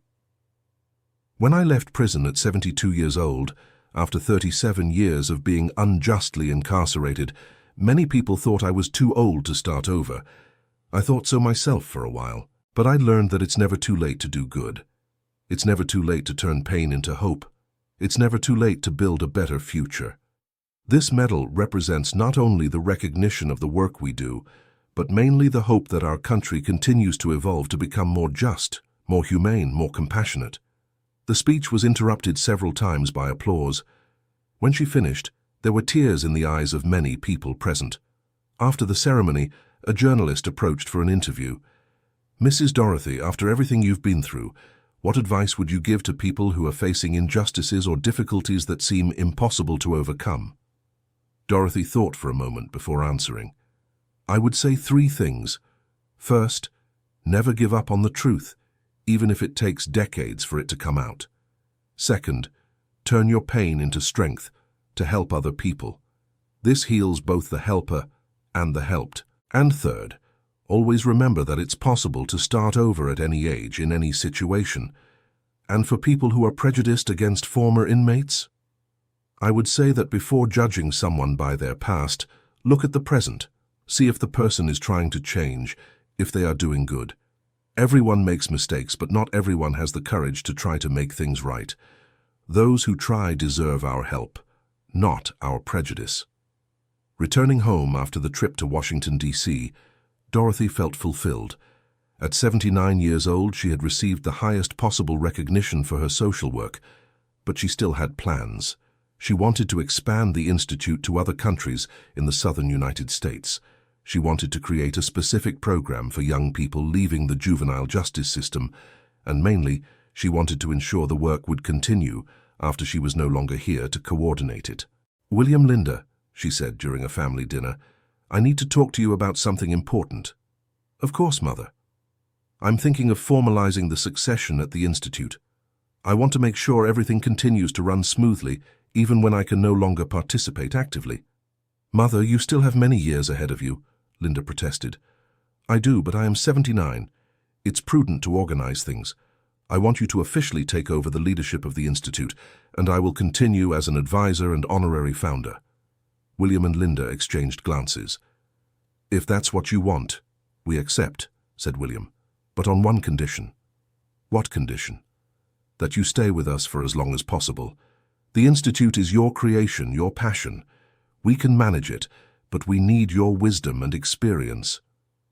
Dorothy smiled. "My children, you already know how to run this better than I do. I only created the idea. You are the ones who turned it into reality. Now it's time for you to fly on your own." 2 years later, William and Linda were officially running the Dorothy Henderson Institute, which now had units in 20 countries and had helped more than 10,000 people reintegrate into society. Dorothy, at 81, remained active but in a calmer way. She spent her mornings reading, her afternoons tending her garden, and her evenings talking with family or receiving visits from people who wanted to know her story. On one of those quiet afternoons, she was on her porch when she saw an unfamiliar car stop in front of her house. A man of about 55, well-dressed but with a nervous expression, got out. As he approached, she recognized him immediately. It was Vernon. "Aunt Dorothy," he said hesitantly, May I speak with you?" Dorothy observed him for a few seconds. Vernon was visibly older, with greying hair, a few pounds lighter, and a tired expression. He had served his sentence and been released a few months prior. "You may sit," she said, pointing to a chair on the porch. Vernon sat down nervously, unsure how to begin. "Aunt, I know I have no right to be here. I know I have no right to ask for anything. But I needed to come here to apologize in person." Dorothy said nothing, just watched him. "Aunt, all these years in prison I thought every day about the harm I did to you. Not just for the years you lost because of me, but for everything else you suffered. Losing the house, being away from family, having to start over from scratch." "Vernon," she said calmly, "I forgave you a long time ago. I even wrote you a letter back then." "I know. I received the letter. That's what gave me the courage to come here. Aunt, you can't imagine what it meant for me to know that you forgave me. It's what helped me not give up on trying to become a better person." "And have you managed to become a better person?" "I'm trying. I took several courses in prison, graduated in accounting, participated in all the rehabilitation programs, and most importantly, I found a way to help other people." "How so?" "Aunt, in prison I met many men who were there for doing bad things when they were desperate, just like I did. I started talking to them, telling my story, showing how the wrong decisions we make affect not only us, but all the people around us." Dorothy became interested. "And what was the result?" "I managed to convince several of them to change their attitude. Today some of them are out of prison, working honestly, taking care of their families. They come to me when they need advice or help to avoid returning to crime." "That's good, Vernon. I'm happy to know you're using your experience to do good." Vernon took a deep breath before continuing. "Aunt, I also came here to make a proposal. I know you created an institute to help former female inmates. I wanted to offer my services as a volunteer." "In what sense?" "I know you work mainly with women, but many of them have children, husbands, boyfriends who have also been through the prison system. I could work with them, use my experience to help them not make the same mistakes I made." Dorothy was surprised by the proposal. "Vernon, do you understand it would be very difficult for me to accept this, after everything that happened?" "I understand perfectly, and I don't expect an answer now. I just wanted you to know that I'm available if one day you think I can be useful. And what do you want in return?" "Nothing, Aunt. Just the chance to try to fix at least a small part of the damage I did. I know I'll never be able to give back the 37 years you lost because of me, but maybe I can prevent other people from making the same mistakes." Dorothy fell silent for a few moments, watching her nephew. "Vernon, I'll talk to my children about your proposal. I can't decide alone. But regardless of the answer, I want you to know I'm happy to see you're trying to change. Thank you, Aunt. Just by receiving me here, you've already given me more than I deserved." "Vernon, everyone deserves a second chance. I received mine at 72. You're receiving yours at 55. What matters is what we do with that chance." After the conversation with Vernon, Dorothy was thoughtful. That night, during dinner, she told the family about the visit. "Mom," said Linda, "are you really thinking about accepting his proposal?" "I'm thinking about it. He seems genuinely remorseful and willing to help." "But Mom, after everything he did—" "Linda, if I can forgive, if I can accept that he changed, why can't I give him the chance to do something positive?" William, who was quiet, spoke. "Mum, let me talk to him first. I want to better understand his motivations and see if he really changed. If he convinces me and Linda, then we'll consider the proposal." "That seems fair," agreed Dorothy. A week later, William met with Vernon at a cafe in the city. The conversation lasted 3 hours. "Vernon," said William, "I want to be direct with you. My mother may have forgiven you, but I'm still very angry about what you did. Because of you, I lost 37 years of being with her." "William, I understand your anger perfectly. If it were me, I'd feel the same way." "Then why do you think I can accept you working with us?" "Because I know you're just like your mother, a person who believes people can change, and because I know you love the work you do and wouldn't let anything get in the way of the good you're doing." "And are you sure you've really changed?" "William, I'll be honest with you. I still fight the gambling addiction every day. I still have hard days. But the difference is that now I know how to ask for help. I know how to recognize when I'm in danger. And most importantly, I know that my choices affect other people." William studied Vernon's expression. "If we accept your proposal, it would be under some conditions." "What conditions?" "First, you would always work accompanied, never alone. Second, you would have no access to money or financial administration. Third, Any sign that you're slipping back into old addictions and you're out immediately. I accept all the conditions. And there's one more. You'll have to tell your full story to everyone you work with. No hiding that you were the one who caused the injustice against my mother. Vernon swallowed hard. I accept that too. In fact, I think it might even be better that way. My story can serve as an example of what happens when we make wrong decisions. 2 weeks later, Vernon began working as a volunteer at the Institute, always supervised by William or Linda. His job was to talk to men who had relationships with the sheltered women, helping them understand how to support their partners in the reintegration process. To everyone's surprise, Vernon proved to be very effective in the work. His personal story really impacted the men he spoke with, showing the real consequences of wrong choices. "Mom," said William after 3 months of Vernon's work, "I have to admit I was wrong about him. He really has changed and is helping a lot. And how are you two feeling working together?" "At first it was hard, I won't lie. But now I see that he is genuinely remorseful and dedicated to doing good. I still feel anger about the past, but I respect the man he is trying to become." Dorothy smiled. "William, you've learned one of life's most important lessons, distinguishing between who a person was and who they are trying to become." A year later, Vernon had become a key part of the Institute. His experience as someone who had committed crimes and then rehabilitated himself was unique and valuable for the work. One afternoon, he sought out Dorothy for a conversation. "Auntie, I want to talk about an idea I had." "What idea?" "I want to create a specific program for family members of people who have committed crimes. Children, wives, parents, siblings who suffer from shame and prejudice because of their relatives' mistakes." "Interesting. Why?" "Because during the years I was in prison, my family suffered a lot. My wife lost her job due to prejudice. My children were discriminated against at school. They are indirect victims of the crimes, but no one thinks to help them." Dorothy was impressed by the sensitivity of the proposal. "Vernon, that's an excellent idea. I'd never thought of it, but it makes perfect sense. Family members of criminals also need support to deal with the situation. And there's more, Auntie. I think this program could also help prevent future crimes. If families have support, they can better help in the reintegration of former inmates. Let's talk to William and Linda about this. I think it could be the next expansion of our work." 6 months later, the United Families program was running in all units of the Institute. The program offered psychological support, legal guidance, and even professional help for relatives of people who had committed crimes. Its success was such that the program caught the attention of the international media.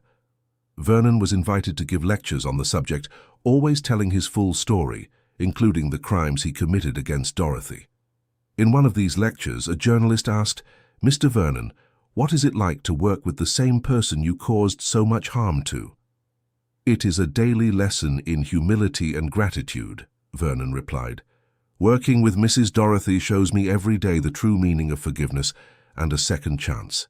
She could hate me forever, but she chose to give me the opportunity to redeem myself. That motivates me to be a better person every day." "And Mrs. Dorothy, how does she feel having you at the Institute?" "Better to ask her that," Vernon smiled. "But I can say she treats everyone with the same dignity and respect, regardless of the past. She judges people by what they are doing today, not by what they did yesterday." Dorothy, who was in the audience watching the lecture, felt proud. Vernon had become a living example that people can truly change, and that forgiveness can generate unexpected transformations. At 83 years old, Dorothy looked back and saw a story that seemed impossible. She had transformed 37 years of injustice into one of the most inspiring stories of overcoming in the country. She had rebuilt her family, created an institute that had already helped thousands of people, written books that inspired many others, and even managed to redeem her own aggressor. But what made her most proud was seeing the multiplying impact of her work. Every person they helped became a source of inspiration and support for others. It was as if they had planted a gigantic tree whose fruits fed an entire community. One Sunday morning, she was on her porch reading letters she received from people all over the world, telling how her story had inspired them, when Emily arrived accompanied by a surprise. Grandma, I want to introduce someone special. Behind Emily came a lady of about 75, elegant and smiling. Mrs. Dorothy, this is my human rights professor in college, Dr. Carmen Stevens. She came from New York especially to meet you. What an honor to receive you here, said Dorothy, standing up to greet the visitor. Mrs. Dorothy, the honor is mine. I have followed your work for years. Emily told me you are her grandmother, but I had no idea until she mentioned the last name. Please sit down. Would you like some coffee? With pleasure. Mrs. Dorothy, I came here because I have a proposal to make. I'm listening. I work with an international human rights organization. We are creating a program to replicate successful social reintegration initiatives in other countries. We would like to use your institute's model as the basis for this program. Dorothy was surprised. How so? We want to document all the methodology you have developed, train teams from other countries, and help implement similar institutes in the southern United States, the Midwest, and the West Coast. That would be incredible. But do you think our model would work in such different cultures? I am sure. The basic principles are universal: human dignity, second chance, community support. The details can be adapted to each culture, but the philosophical foundation works anywhere. Dorothy was moved by the possibility of seeing her work expanded globally. And what would you need from us? Mainly your experience and guidance. And if you agreed, we would like you to be our program ambassador, visiting countries to help with implementation. Dr. Carmen, I'm 83 years old. Do I still have the energy for international travel? Emily chimed in. Grandma, you have more energy than people who are 30, and just imagine how incredible it would be, your work helping people across several continents.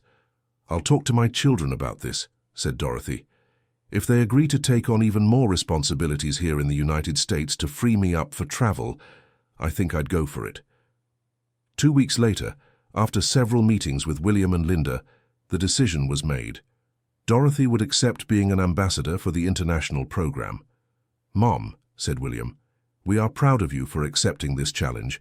It shows that even at 83, you're still willing to expand your mission of helping people, and we'll make sure the work here continues to grow while you're traveling, added Linda. At 84, Dorothy made her first international work trip, visiting Tennessee to help implement the first international Dorothy Henderson Institute. The reception was warm, and within 6 months the Tennessee program was running perfectly. Trips followed to Kentucky, Alabama, Mississippi, and then to Midwest countries like Louisiana and Arkansas. Each implementation was adapted to the local culture, but always maintaining the basic principles of dignity, second chances, and community support. In every country she visited, Dorothy was received as a heroine. Her story of transforming 37 years of injustice into a life dedicated to helping others resonated universally. At 85, Dorothy had visited 15 countries and helped implement 25 international institutes. The United States model was being adapted and replicated globally, helping thousands of people across different continents. But the most special trip was still to come. One morning she received a phone call from the United Nations. Mrs. Dorothy, this is from the office of the UN Secretary General. We would like to invite you to give a speech at the General Assembly on human rights and social reintegration. Dorothy nearly dropped the phone. A speech at the UN? Yes, ma'am. Your work has been recognized worldwide as one of the most successful examples of transforming injustice into positive social action. We want you to share your experience with representatives from all member countries. 3 months later, Dorothy was at the podium of the UN General Assembly in New York, looking out at representatives from 193 countries. Ladies and gentlemen, she began, my name is Dorothy Henderson. 12 years ago, I was just a 72-year-old former inmate, returning home after 37 years of unjust imprisonment. Today I'm here to talk to you about how to turn injustice into hope. When I left prison, I could have chosen to wallow in my fate, hold on to bitterness, live the rest of my days as a victim. But I learned that we always have a choice. We can let our tragedies destroy us, or we can use them as fuel to build something better. The institute we created in the United States is not just about reintegrating former inmates. It's about believing in the transformative potential of every human being. It's about recognizing that we all make mistakes, but not everyone gets the chance to fix those mistakes. Today, our work is present in 20 countries and has already helped more than 50,000 people rebuild their lives. But the most important number isn't the people we've helped directly, but the families that have been reunited, the children who have regained hope for the future, the communities that have become more welcoming. Ladies and gentlemen, if a 72-year-old woman who had lost everything could create an international movement for social transformation, imagine what each of you, with the resources and power you have, can do in your countries. My request is simple. Don't give up on anyone. Don't give up on people who have made mistakes. Do not give up on the young people who are lost. Do not give up on the elderly who think it is too late to change. Do not give up on yourselves when you think you cannot make a difference. Because if there is one thing I have learned in these 85 years of life, it is that it is never too late to start over, never too late to do good, and never too late to turn pain into hope. The speech was interrupted several times by enthusiastic applause. When it ended, Dorothy received a standing ovation from everyone present. After the speech, several representatives approached to congratulate her and discuss implementing similar programs in their countries. "Mrs. Dorothy," said the ambassador of Rwanda, "your story reminds us that even the greatest tragedies can generate the greatest transformations. We want to implement your program in our country." "It will be an honor to help you," Dorothy replied. The trip to New York marked the peak of international recognition for Dorothy's work. Back in the United States, she was received as a national hero. At 86, Dorothy decided it was time to retire definitively from international travel, but she remained active as an advisor to the Institute and a mentor for new projects. On a special afternoon, the whole family gathered to celebrate the 15th anniversary of the Institute's founding. Present were William and Linda with their families, Margaret, now 80 but still active, Vernon, who had become director of the family program, Ruth, executive director, D.A. Cooper, legal advisor, and dozens of women who had been helped by the program and now worked as volunteers or staff. "Family," said Dorothy, raising a glass of juice, "I want to make a toast. 15 years ago, when we created the first shelter program, we dreamed of helping a few women in our region. Today, our work is present in 30 countries and has directly impacted more than 100,000 people. But I mainly want to toast to the family we have built here, because we discovered that family is not only those born to us, but those who choose to walk with us, who share our struggles and victories. Every person here is part of my family, and together we have proven that it is possible to transform any tragedy into something beautiful and useful." William stood up to respond. "Mother, on behalf of everyone here, I want to say that you are our daily inspiration. You taught us that age is just a number, that it is never too late to start over, and that our true happiness comes from helping other people be happy. The Institute is just a consequence of who you are, a strong, courageous, generous woman full of love to give. Thank you for showing us that it is possible to live an extraordinary life, regardless of how it began." Emily, now a law graduate working as a public defender, specializing in the rights of former inmates, also spoke. "Grandma, I grew up hearing your story, seeing your work, learning from your example. You taught me that law is not just about rules, but about justice. That justice is not just about punishing those who do wrong, but mainly about helping those who do wrong to make it right. Today, when I defend someone who has committed a crime, I remember your story and fight not only for the person to be judged with fairness, but for them to have a real chance to rebuild their life." Vernon, who had been silent during the speeches, asked to speak. "Mrs. Dorothy, I know I have no right to be here, but I want to say something. You not only forgave me, you gave me a chance to redeem myself, and you taught me that redemption is not just about not committing more crimes, but about dedicating the rest of one's life to repairing the harm we caused. Today, when I work with families of former inmates, I know that every person I help is a small way of trying to make up for the harm I caused you and your family. You taught me that redemption is possible, but it only happens through actions, not words." Dorothy was moved by the speeches. "My dears," she said, "you all give me the strength to go on. But I want to use this moment to make an important announcement." Everyone fell silent, attentive. "At 86 years old, I have officially retired from all executive activities at the Institute. As of today, William and Linda are officially the general directors, and I become merely the honorary founder." "Mother," protested her children, Now let me finish. This doesn't mean I'm going to stop working. It means I'm going to dedicate myself to something I've always wanted to do, write the third book." "What will it be about?" asked Linda. "About you. About all the people who turned my dream of helping former inmates into an international movement. About how a family can expand to include hundreds of people united by a common purpose." "And what will it be called?" "The Family I Chose, Stories of Love and Transformation." 6 months later, Dorothy was finishing writing the third book when she received an unexpected visit. It was a young woman about 25 years old, accompanied by a 5-year-old child. "Mrs. Dorothy?" "Yes, how can I help you?" "My name is Lucy. This is my daughter, Sophia. I wanted to thank you in person for the second chance you gave me." Dorothy observed her carefully, but didn't remember having met her. "Forgive me, but I don't recall you. How may I have helped you?" "You saved my mother. And by saving my mother, you saved my whole family." "Your mother?" "My mother is Karen, that girl you met at the launch of the first book, remember? She was 25 and had just gotten out of prison." Dorothy's eyes widened. "Karen, of course I remember. How is she?" "She's great. She graduated as a nurse, works at a hospital, married a wonderful man, and most importantly, she raised me to be a good person." "What joy. And you, what do you do?" "I'm an elementary school teacher, and this little one," she pointed to her daughter, "is my pride. Karen is her grandmother." Dorothy knelt down to be at the girl's level.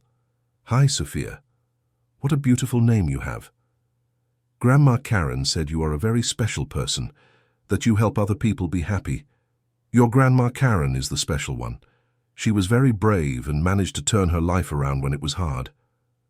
Lucy was emotional. "Mrs. Dorothy, you can't imagine the impact you've had on our family. My mother always tells us how you believed in her when no one else did, how you gave her a chance when everyone else had given up. And how did she raise you to be a teacher? It must have been very difficult for a former inmate to raise a daughter alone." "It was very difficult indeed, but you taught her that with honest work and determination, it's possible to overcome any obstacle. She worked hard, studied at night, and always told me I had to study to have better choices than she did." Dorothy was moved. "Lucy, your mother is proof that people can truly change, and you are the proof that when we help one person, sometimes we help entire generations." "That's exactly what I wanted to say, Mrs. Dorothy. Sophia will grow up knowing that her grandmother Karen was a brave person who knew how to change her life, and that there are people like you in the world, willing to give a second chance." "And you know what's most beautiful?" Lucy continued. "Sophia wants to be like you when she grows up. She wants to help people who are sad to be happy again." Dorothy hugged the girl. "Sophia, you can help people right now. Every day you can do something good for someone. A smile, a hug, a kind gesture." "Can I help you too?" "Of course. How?" "Can I come here to play with the other children who are sad? Grandma Karen said you take care of mothers who are far from their children." Dorothy looked at Lucy, who nodded positively. "That would be wonderful, Sophia. The children who come here to visit their mothers are so happy when they have someone to play with." From that day on, Sophia began to visit the Institute regularly, always accompanied by her mother or her grandmother, Karen. Her cheerful and innocent presence brought light to women who were going through difficult moments of rebuilding. Seeing Sophia playing with other children gave Dorothy an idea: to create a specific program for children of former inmates, helping them deal with the stigma and offering educational and recreational activities. "William," she said, "I have an idea for a new program." "What is it?" "A program for the children of mothers who go through the Institute. They are also indirect victims of the prison system and deserve special attention." "That's an excellent idea, Mom. How would it work?" "We could offer tutoring, artistic activities, psychological support when needed, and most importantly, an environment where they can just be children without carrying the weight of their mother's past. 6 months later, the Happy Child program was running in all units of the Institute. Children from 5 to 17 years old participated in educational and recreational activities, while their mothers reintegrated into society. The program was such a success that it was adopted as a model by UNICEF for implementation in other countries. At 87, Dorothy finished her 3rd book. The launch was even more crowded than the previous ones, with people of all ages lining up to get a signed copy. "Mrs. Dorothy," said a young woman of about 20, "I read your first 2 books and they changed the way I see life. I hope this 3rd one is as inspiring." "Thank you, my dear. May I ask how they changed your perspective?" "Before reading your books, I judged people a lot by their past. Now I understand that everyone deserves a second chance, and that sometimes the people who made the most mistakes in the past are the ones who have the most to offer in the present." What a joy to hear that. That is exactly the message I want to convey. An elderly gentleman approached next. "Mrs. Dorothy, I am 75 and always thought it was too late to do something meaningful in life. After reading your story, I started working as a volunteer at a shelter for abandoned elderly people. I discovered I can still make a difference." "Of course you can. It's never too late to start doing good." A mother with a teenager by her side was next. "Mrs. Dorothy, this is my son, Peter. He was going down the wrong path, but after reading your story, he decided to change. Now he wants to study to become a social educator." Dorothy addressed the young man. "Peter, it's so good to know you decided to change direction. What impressed you most about my story?" "It was realizing that even when everything seems lost, it's still possible to rebuild. If you manage to start over at 72, I can start over at 17. "Exactly. And you have an advantage over me. You're starting early. Imagine all the good you can build throughout your life." The launch event went on for hours, with Dorothy talking personally with everyone who wanted to meet her. It was physically tiring, but emotionally energizing. At the end of the day, when she was already home resting, she reflected on the impact her story was having. It wasn't just about the Institute or the books, but about a shift in society's mindset regarding former inmates, second chances, and active aging. At 88, Dorothy remained active, but more selectively. She carefully chose the events she attended and the trips she took. Her priority was spending time with family and closely following the development of the Institute's new programs. On a special morning, she was in her garden when Emily came running, very excited. "Grandma, I have amazing news." "What is it, my dear?" "I just got a call from the university. They want to create a chair in your name." "A chair?" "Yes. The Dorothy Henderson Chair of Human Rights and Social Reintegration. It would be a graduate program dedicated to studying and developing methods of social reintegration." Dorothy was impressed. "Emily, do you think this is necessary?" "Of course it is, Grandma. Your methodology needs to be studied academically, documented scientifically, and taught formally. Imagine how many future professionals could graduate specializing in social reintegration. And who would direct this chair? They're inviting you, of course. You would be the professor emeritus and lead advisor." Dorothy laughed. "Emily, I'm 88 years old. Do I still have the energy to teach young college students?" "Grandma, you have more energy and wisdom than any university professor I know." After talking with the family, Dorothy accepted the invitation. The chair was inaugurated the following year, with her as professor emeritus and lead advisor. At 89, Dorothy divided her time between classes at the university, consulting for the Institute, and moments with her family. She had a full but balanced schedule. In one of her university classes, a student asked a question that made her reflect deeply. "Professor Dorothy, after everything you've been through, what do you consider the most important lesson of your life?" She thought for a few moments before answering, "The most important lesson is that we are not defined by what happens to us, but by our response to what happens to us. I am not defined by the 37 years of unjust imprisonment, but by what I did after those 37 years. And the second most important lesson, that one person alone cannot change the world, but one person can inspire other people who inspire other people, and so the world changes one person at a time. And what advice would you give to someone who wants to make a difference in the world?" Start where you are, with what you have, helping whoever is within your reach. Don't wait for infinite resources or the perfect moment. Start now, where you are. After class, a student approached. Professor, I'm developing my dissertation on your reintegration methodology. May I ask some more specific questions? Of course, my dear. Do you think your methodology would work with any type of crime? I believe it works with people who genuinely want to change. The type of crime is less important than the person's willingness to take responsibility for their mistakes and work to make things right. And how do you identify who really wants to change? By observing actions, not words. Words are easy. Actions require real effort. When we see someone consistently making difficult choices to change, we know the transformation is genuine. At 90, Dorothy was honored by the university with the title of Doctor Honoris Causa. At the conferral ceremony, the dean said, Mrs.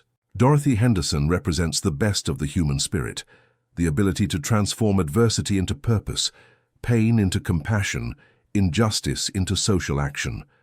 At 90, she continues to be an example that age is just a number when we have a purpose greater than ourselves.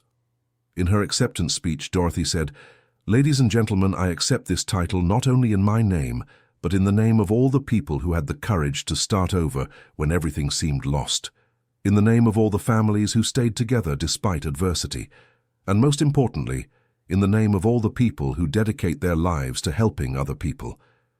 If my story can inspire others not to give up on their dreams, to believe in the possibility of change, and to dedicate part of their lives to the common good, then these 90 years have been worth it. After the ceremony, the whole family gathered to celebrate. William, now 65, Linda with 62, the adult grandchildren with their own families, Margaret with 86, and hundreds of people who had been impacted by Dorothy's work. Family, said Dorothy, looking around.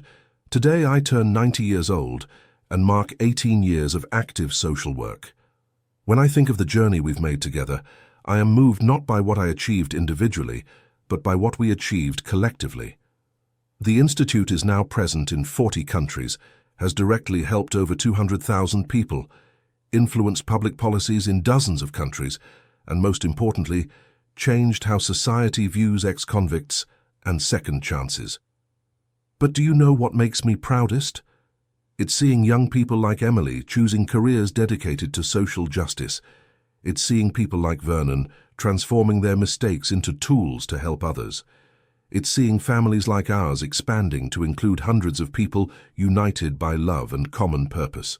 Matthew, now graduated and working as the national coordinator of the Institute, stood up. Grandma, on behalf of everyone here, I want to say that you are our daily inspiration. You taught us that no matter our age, we can always learn, grow, and make a difference. And most importantly, Matthew continued, you taught us that family isn't just who we're born with, but who chooses to walk with us. Today we have people here of various ages, backgrounds, and stories, but all united by the love and purpose you inspired in us. Sophia, now 10 years old, and one of the Institute's most active junior volunteers, also wanted to speak. Mrs. Dorothy, when I grow up, I want to be just like you. I want to help sad people become happy, separated families to come together again, and people who made mistakes to make things right. Dorothy hugged the girl with tears in her eyes. Sophia, you are already doing that, my dear. Every time you play with a child who is sad, you are helping. Every time you hug someone who needs affection, you are making a difference. That night, after everyone had left, Dorothy sat on her favorite porch to look at the stars. She was accompanied only by Margaret, her faithful friend and journey companion. Margaret, do you believe in the life we've built? Mrs. Dorothy, when you arrived here 18 years ago, destroyed and with nothing, I could never have imagined it would come to all this. And do you regret keeping my documents all those years? Regret it. It was the most important thing I ever did. If I hadn't kept them, you would never have been able to prove your innocence. Margaret, you were my first partner on this journey. Without your help in the beginning, none of this would have been possible. Mrs. Dorothy, it was a privilege to witness your transformation, and most of all, it was a joy to see our friendship turn into a giant family. A family we chose, smiled Dorothy. The best family of all. At 91, Dorothy began to feel her body asking for a slower pace. She started walking with a cane, her university lectures became less frequent, and she preferred receiving visitors at home to traveling. But her mind remained sharp, and her passion for social work did not diminish. She began writing academic articles on social reintegration and guiding university research remotely. One special morning, she was reviewing the plan for a new program for at-risk youth when she received a visit that moved her deeply. Mrs. Dorothy. It was a man about 35 years old, well-dressed, accompanied by a woman of the same age and 2 small children. "Yes, how can I help?" "My name is Richard. This is my wife, Sandra, and our children, Matthew and Laura. I wanted to thank you in person." "Thank me for what, my son?" "You saved my family. 10 years ago, when I got out of prison, it was my wife who got a spot for herself at your shelter." "Your wife was a former inmate?" "Yes. Sandra was in prison for 3 years for trafficking, but it was only because she was with the wrong boyfriend at the wrong time. When she got out, she had nowhere to go. Her family had rejected her." Sandra stepped closer. "Mrs. Dorothy, when I arrived at the shelter, I was hopeless. I thought I would never have a normal life again. Your people took me in, helped me complete the hairdressing course, and most importantly, helped me believe I deserved a second chance. And now, how are you?" "Now Sandra has her own beauty salon," said Richard with pride. "I work as a mechanic. We have our own home, and our children go to a good school." The children approached timidly. "Mommy said you are very kind and help people who are sad," said the girl Laura. "Your mommy is right, my dear. Do you know you had a very brave mommy?" "We know," said Matthew. "She tells us she did wrong things before, but that you helped her do right things." Dorothy was moved by the family's simplicity and honesty. "Sandra, do you tell the children about your past?" "Yes, I do. I think it's important for them to know that everyone can make mistakes, but what matters is learning from them and trying to make things right." "And do they understand?" "They do, and they know that if they ever make mistakes too, we will help them fix it, just like you helped me." Richard added, "Mrs. Dorothy, our children are growing up knowing they have to help people in need. Every month we make a donation to the Institute, and on special occasions they ask to bring toys for the children at the shelter. What a joy to know that. That's how good multiplies. When we help one person, they learn to help others." Before leaving, Sandra made a request. "Mrs. Dorothy, could you give my children a blessing? I want them to always remember they met the person who changed their family's life." Dorothy was moved.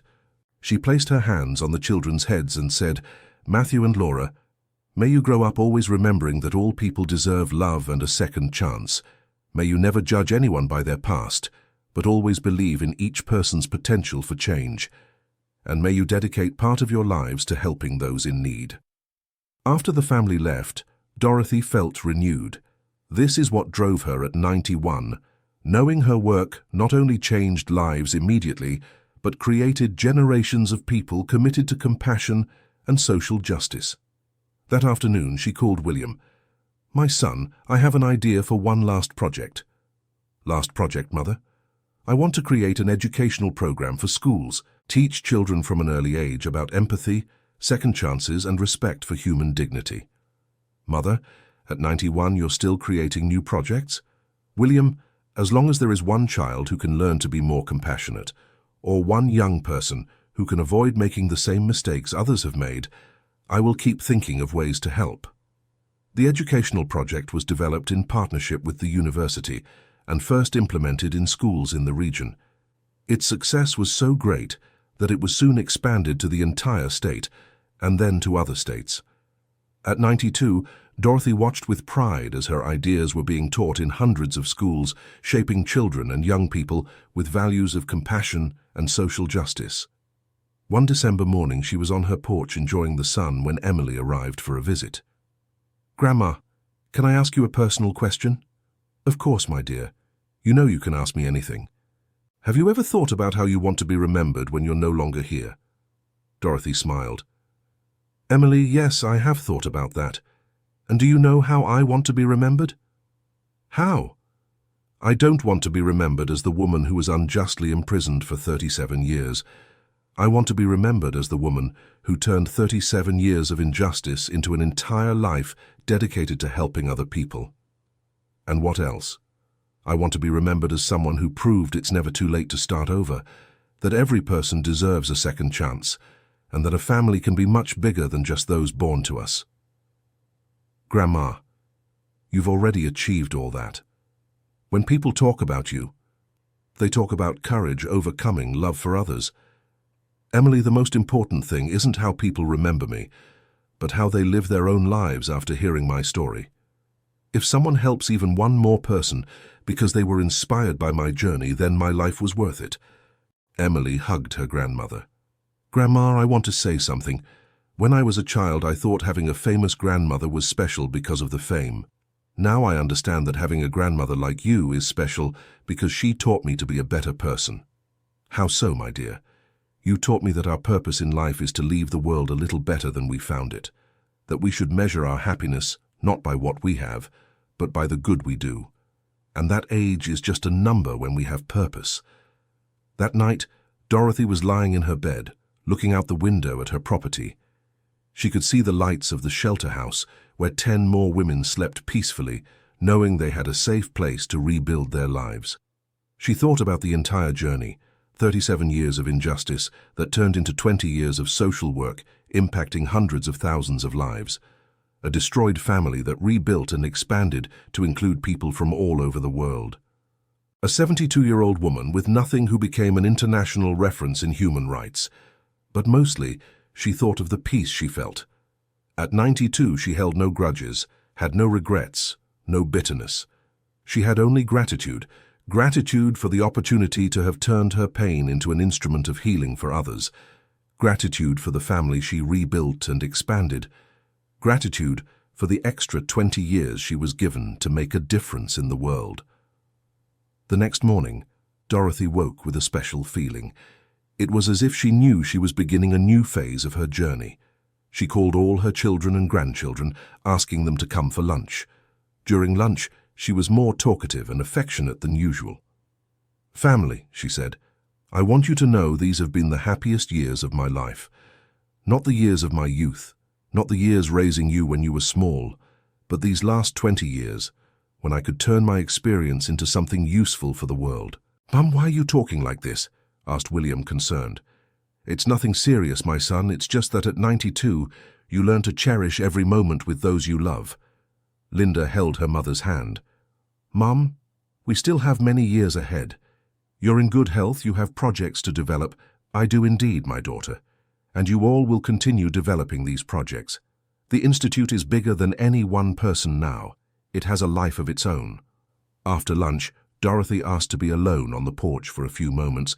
She was watching the activity around her when Margaret appeared for a visit. Mrs. Dorothy, how are you feeling? I am at peace, Margaret. Completely at peace. Do you think we've managed to make a real difference in the world? Margaret, when I started this, I only wanted to help a few women from our region. Today our work is in 40 countries and has influenced public policies worldwide. More than that, it changed how many people view former inmates and second chances. And are you satisfied with the result? Satisfied and grateful.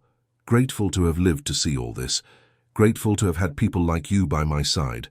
Grateful to have a family that embraced my mission as if it were their own. That night, Dorothy went to bed earlier than usual. Before sleeping, she wrote a letter to her family. My dear children, grandchildren, and chosen family, if you are reading this letter, it is because I have completed my earthly journey. Do not be sad. Be proud. We had a beautiful life together. When I left prison at 72, I only dreamed of a simple little house and the chance to see you all again. What we managed to build together was far beyond my most optimistic dreams. The Institute will continue to grow because it does not depend on me. It depends on the love and dedication of each one of you.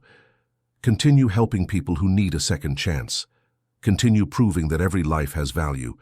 Continue showing that family is who we choose to walk with us. William and Linda, you are my pride. You took a simple idea and turned it into an international movement. Continue being compassionate leaders. Emily and Matthew, you are the future. Carry forward the values we learned together. Teach the next generations that it is never too late to do good. Margaret, you were my first partner and remained until the end. Thank you for all the friendship and dedication. Vernon, thank you for proving that people can truly change. Continue helping other people find their way back. To all the women who have passed through the Institute, you are warriors. Keep fighting, keep believing in yourselves, keep being an example for others. And always remember, it is never too late to start over. Every person deserves a second chance, and the most beautiful family is the one we choose to build with love. With all my love and gratitude, Dorothy Henderson. The next morning, Dorothy did not wake up. She had passed away during her sleep, tranquil and at peace. End of story. Now tell me, what did you think of this story of overcoming? Do you know someone who, like Dorothy, transformed their difficulties into strength to help others? Share your opinion in the comments. Real stories of new beginnings always inspire other people not to give up on their dreams. If this story touched your heart, leave your like and subscribe to the channel so you don't miss other moving narratives about people who proved it's never too late to make a difference in the world.